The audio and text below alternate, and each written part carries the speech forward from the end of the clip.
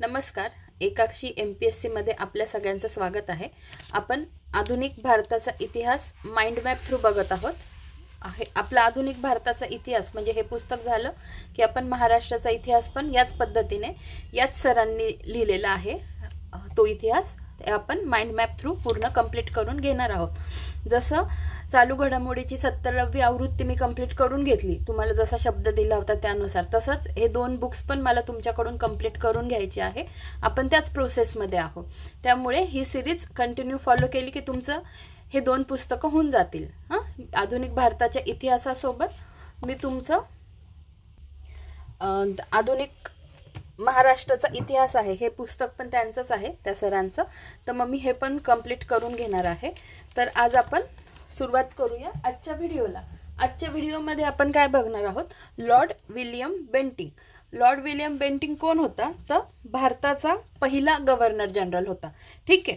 भारताचा पहिला governor general कशाने ते पद बदललं? तर 1833चा जो चार्टर्ड ऍक्ट आला होता त्यानुसार ते पद बदलण्यात आलं. हे बघा, आपण कसं बघितले, आपण आधी बंगालचे गव्हर्नर पाहिले, मग नंतर बंगालचे गव्हर्नर, हे पद बंगालचं गव्हर्नर जनरल होतं. त्यानंतर बंगालचा गव्हर्नर जनरलच पुढे काय होतो? भारताचा गव्हर्नर जनरल होतो. म्हणजे भारताचा पहिला गव्हर्नर जनरल कोण होता? तर लॉर्ड विल्यम कॅव्हेंडिश बेंटिंग. ठीक आहे. 1833 ते 1835. आणि तोच कोण शेवटचा बंगालचा गव्हर्नर जनरल असतो. आणि ते पद बदलतं आणि तो भारताचा पहिला गव्हर्नर जनरल होतो. ठीक आहे. आतापर्यंत आपण काय काय बघितलं? बंगालच्या गव्हर्नरमध्ये Robert Clive, lord Vansittart, Warren Hasting. ठीक आहे. बंगालच्या गव्हर्नर जनरलमध्ये काय काय पाहिलं आपण? Warren Hasting, lord Cornwallis, lord Richard Wellesley, lord Francis Rawdon Hastings आणि जॉन ॲडम्स आणि लॉर्ड विल्यम ॲमहर्स्ट असे आपण 7 बंगालचे गव्हर्नर जनरल पाहिले. आणि आज आपण 8वा महत्वाची व्यक्ती म्हणजे बंगालच्या गव्हर्नर जनरलमध्ये 8वा, म्हणजे मध्ये बरेच होऊन गेले पण जे महत्वाचे या पुस्तकात दिलेले आहे, तर लॉर्ड विल्यम कॅव्हेंडिश बेंटिंग बघणार आहोत, जो भारताचा पहिला गव्हर्नर जनरल झाला. कोणत्या ऍक्टनुसार? तर 1833चा चार्टर ऍक्टनुसार. ठीक आहे. तर सुरुवात करूया आजच्या व्हिडिओला. तर बघा, विल्यम बेंटिंग 1828 ते 1835. तर नेहमीप्रमाणे आपण पार्श्वभूमी आधी बघत असतो. तर पार्श्वभूमी बघा. बेंटिंगचे धोरण हे हिंदी राज्याच्या कारभारात हस्तक्षेप न करण्याचे होते. ठीक आहे. हस्तक्षेप न करण्याचे. ठीक आहे. बेंटिंगवर जेम्स मिल व जेरेमी बेंथम यांच्या उदारमतवादी विचारांचा प्रभाव होता. याने ठोस कारण नसताना इतर राज्यात हस्तक्षेप केला नाही. ठीक आहे. त्याचा हस्तक्षेप न करण्याचंच धोरण होतं. त्याने हस्तक्षेप केला पण नाही जिथे त्याला ठोस कारण सापडलं नाही अशा ठिकाणी. तरीही अंतर्गत अशांतता या कारणामुळे त्याला मैसूर राज्याचा कारभार हाती घ्यावा लागला व कुर्ग आणि कच्छर ही संस्थाने खालसा करावी लागली. हा प्रश्न अतिशय महत्वाचा आहे. लॉर्ड बेंटिंग म्हटलं तर कुर्ग आणि कच्छर याने ही संस्थानं खालसा केलेली आहेत. Lord William Bentinck. संस्थानं खालसा करण्याच्या बाबतीत आपल्याला कोण माहितीये? तुम्ही सांगा बरं. लॉर्ड डलहौसी माहितीये ना, ज्याच्यानंतर कॅनिंग आला आणि त्याच्या काळात म्हणजे करून ठेवलं सगळं याने आणि फेडावं लागलं कॅनिंगला. बरोबर. त्याने केल्या संस्थानं खालसा केले, तो निघून गेला, कॅनिंग आला आणि 1857चा उठाव लॉर्ड कॅनिंगच्या काळात झाला. बरोबर. तर मला तुम्हाला हेच सांगायचं होतं की आता जर असं विचारलं, असं स्टेटमेंट आलं की कुर्ग आणि कच्छर ही संस्थानं खालसा कोणी केली होती? विल्यम बेंटिंगने. पण आपण काय शिकलेलो आहे? तो उदारमतवादी होता किंवा त्याने हस्तक्षेप न करण्याचं धोरण होतं. मग तो हे असं कसं काय करू शकतो ना? तर मग याच्यासाठीच आपल्याला इन डिटेल ती व्यक्ती माहिती असायला पाहिजे. कळतंय तुम्हाला? मग ती व्यक्ती माहिती असेल तर आपण प्रश्न चुकत नाही आपला, ना लिहिण्यात डिस्क्रिप्टिव्ह मध्ये पण चुकेल, ना आपला MCQ टॅकल करण्यामध्ये पण चुकेल. ठीक आहे. विल्यम बेंटिंग ज्याने सतीप्रथा बंदी कायदा त्याच्या काळात झाला होता. ठीक आहे. आता हे पण पुढे येणारच आहे. त्यामुळे व्यक्ती कसा होता, त्याचे धोरण काय होते, या गोष्टी लक्षात ठेवा. प्रभाव कोणाचा होता त्याच्यावर? जेम्स विल आणि जेरेमी बॅन्थम यांच्या उदारमतवादी विचारांचा प्रभाव होता. अंतर्गत अशांतता या कारणामुळे त्याला म्हैसूर राज्याचा कारभार हाती घ्यावा लागला व कुर्ग आणि कच्छर ही संस्थानं खालसा करावी लागली. ठीक आहे. पुढे, याचे प्रशासन हे युद्ध किंवा कूटनीती विषयक घडामोडींसाठी प्रसिद्ध नाही, तर शांतता व सुधारणेसाठी प्रसिद्ध आहे. मी बघा बाकीच्याला हायलाइट न करता नाही आहे अशा गोष्टींना केलंय, तर नाही कशाला म्हटलंय, आहे कशाला म्हटलंय हे नीट लक्षात ठेवा. ठीक आहे. युद्ध किंवा कूटनीती विषयक घडामोडींसाठी तो प्रसिद्ध नव्हता, तर शांतता आणि सुधारणेसाठी तो प्रसिद्ध होता. ठीक आहे. आता बघा पुढचा पॉइंट बघूया.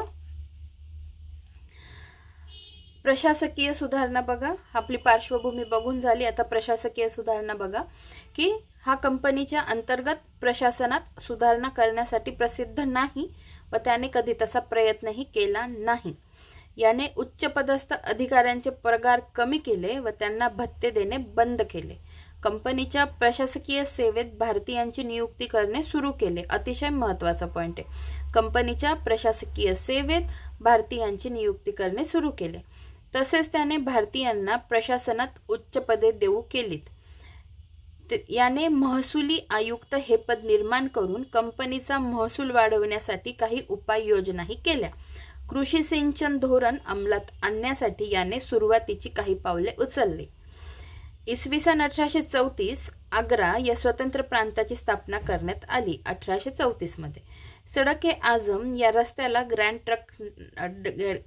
ट्रक हे नाव दिले. ठीक आहे. सडक ए आझम या रस्त्याला ग्रँड ट्रंक हे नाव देऊ केले.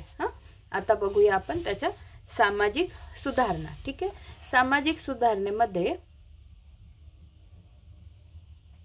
बघा इसवी सन 1829 बेंटिंकने सतीबंद कायदा पारित केला. या कायद्यातील नियम 17 द्वारा सतीप्रथा बंद केली. भारतात सतीप्रथा ही शकांनी आणली असा समज आहे. अकबर तसेच मराठ्यांनीही ती बंद करण्याचे प्रयत्न केले. ही सतीप्रथा बंद होण्यासाठी हिंदू लोकांच्या वतीने राजा राममोहन रॉय व जगन्नाथ शंकर सेठ यांनी ब्रिटिश पार्लमेंटकडे एक अर्ज केला होता.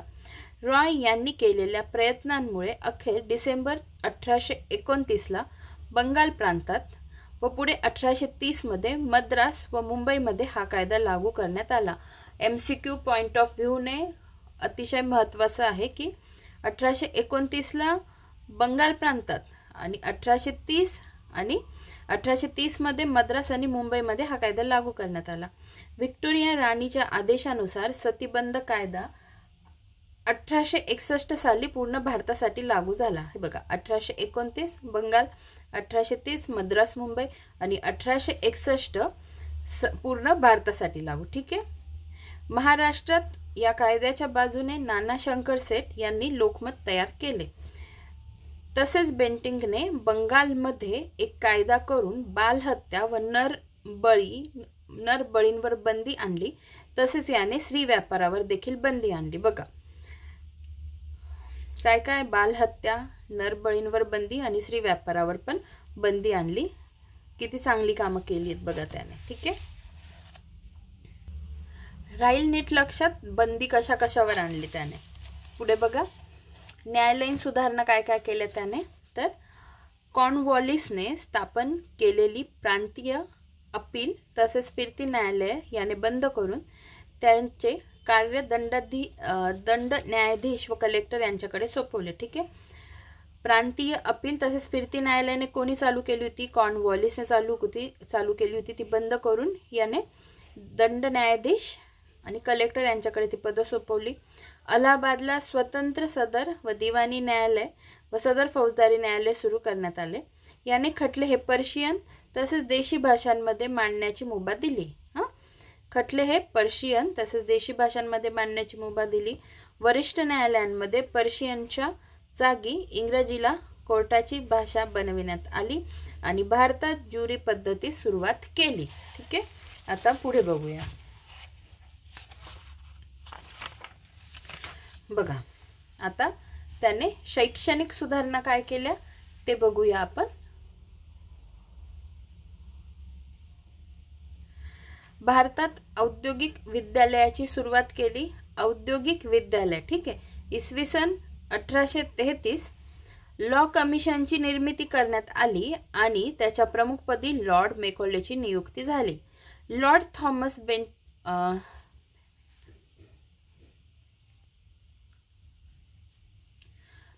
थॉमस बेविंग्टन मेकॉले हा गव्हर्नर जनरल लॉर्ड बेंटिंगच्या काउन्सिलचा कायदा मंत्री होता। नंतर बेंटिंगने त्यास लोक शिक्षणाची सामान्य समितीचे अध्यक्ष म्हणून नियुक्त केले। या समितीत 10 सदस्य होते। या कमिशनने शिक्षणाची भाषा इंग्रजी असावी असे सुचवले। 1834 मध्ये लॉर्ड मेकॉलेच्या अध्यक्षतेखाली कमिटीने मुलकी सेवांमध्ये नेमणुकीस स्पर्धा परीक्षेच्या तत्वावर स्वीकार करण्याची शिफारस केली। मेकॉलेने शिक्षणाचा झिरपता सिद्धांत मांडला। झिरपता सिद्धांत काय होता बघा, शिक्षण हे आधी उच्चवर्णीयांना द्यावे, म्हणजे जेणेकरून ते खालच्या वर्गांना शिकवतील व शिक्षणाचा प्रसार होईल। ठीक आहे, कळालं झिरपता सिद्धांत काय, म्हणजे शिक्षण हे आधी उच्चवर्णीयांना द्यावं आणि मग ते खालच्या वर्गांना शिकवतील आणि अशा पद्धतीने शिक्षणाचा प्रसार होईल, असं मेकॉलेचा झिरपता सिद्धांत होता। इसवी सन 1835 याने स्वतः कलकत्ता मेडिकल कॉलेजची स्थापना केली। कलकत्ता मेडिकल कॉलेजची स्थापना स्वतः लॉर्ड विलियम बेंटिंगने केली। ठीक आहे, आता वृत्तपत्रांच्या बाबत बघा। वृत्तपत्र बेंटिंगने ॲडम्सची नियमने रद्द केली नाहीत, तरी त्याने वृत्तपत्रांना बरेच मत स्वातंत्र्य दिले। ठीक आहे, आपण याच्या आधी जे जॉन ॲडम्स बघितला होता आणि त्याच्यानंतर त्याच्यासोबत ॲमहर्स्ट बघितला होता। ठीक आहे, तर ॲडम्सने त्याने एक कायदा लागू केला होता। त्याच्याने कोणते कोणते कायदा किंवा राजा राममोहन रॉय यांचा मीरात उल अकबारचं प्रकाशन बंद करावं लागलं होतं त्या ऍक्टने, आठवतं तुम्हाला, मागच्याच व्हिडिओमध्ये आपण शिकलो होतो। तर मग तेच की बेंटिंगने ॲडम्सची नियमने रद्द केली तर नाही, म्हणजे रद्द केली नाही तरी त्याने वृत्तपत्रांना बरेच मत स्वातंत्र्य दिले। ठीक आहे, आता इतर सुधारणा बघा, हा आपला शेवटचा पॉइंट आहे आजच्या व्हिडिओमधला। तर बघा, इतर सुधारणा। इसवी सन 1831 भारतात रेल्वे स्थापन करण्याचा प्रथम निर्णय मद्रास येथे घेण्यात आला। भारतात रेल्वे स्थापन करण्याचा प्रथम निर्णय बघा मद्रास येथे घेण्यात आला। 6 जानेवारी 1832 दर्पण हे मराठी वृत्तपत्र मुंबई येथे सुरू करण्यात आले। संस्थापक बाळशास्त्री जांभेकर। दर्पण हे वृत्तपत्र मराठीतील पहिले वृत्तपत्र आहे। गोविंद कुंठे व भाऊ महाजन यांच्या मदतीने जांभेकरांनी या वृत्तपत्राची सुरुवात केली। कोण कोण? गोविंद कुंठे आणि भाऊ महाजन यांच्या मदतीने। हे वृत्तपत्र मराठी व इंग्रजी अशा दोन्ही भाषांमध्ये प्रकाशित होत असे।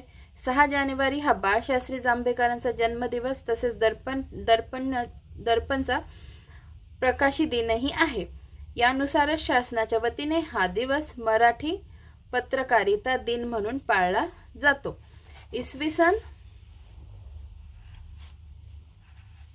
1833 इंग्लंड येथे प्रिव्ही काउन्सिलची स्थापना करण्यात आली। स्वातंत्र्य मिळेपर्यंत हे अपिलाचे सुप्रीम कोर्ट म्हणून कार्य करत होते। ठीक आहे, 1833 इंग्लंड येथे प्रिव्ही काउन्सिलची स्थापना आणि स्वातंत्र्य मिळेपर्यंत अपिलाचे सुप्रीम कोर्ट म्हणून ते प्रिव्ही काउन्सिल काम करत होतं। ठीक आहे, 1833च्या चार्टर ऍक्टने भारतातील कायदा विभागाचे केंद्रीकरण करण्यात आले। या कायद्याच्या कलम 87 मध्ये असे म्हटले होते की कंपनी प्रशासकीय सेवेबद्दल वर्णभेद करणार नाही। ठीक आहे, इसवी सन 1834 राजा रणजित सिंहने पेशावर जिंकले। इसवी सन 1834 मुंबई येथे एल्फिस्टन कॉलेजची स्थापना करण्यात आली। 1834 मुंबई येथे एल्फिस्टन कॉलेजची स्थापना आणि 1836 या वर्षात भारताला 14,341 मिशनरी संस्था अस्तित्वात आल्या। ठीक आहे, भारतात किती? 14,341 मिशनरी संस्था अस्तित्वात आल्या। ठीक आहे, अशा पद्धतीने विलियम बेंटिंग आपण बघितलं आहे। पुढच्या भागात आपण लॉर्ड चार्ल्स मेटकाफ बघूया। लवकरच भेटूया पुढच्या व्हिडिओमध्ये। धन्यवाद।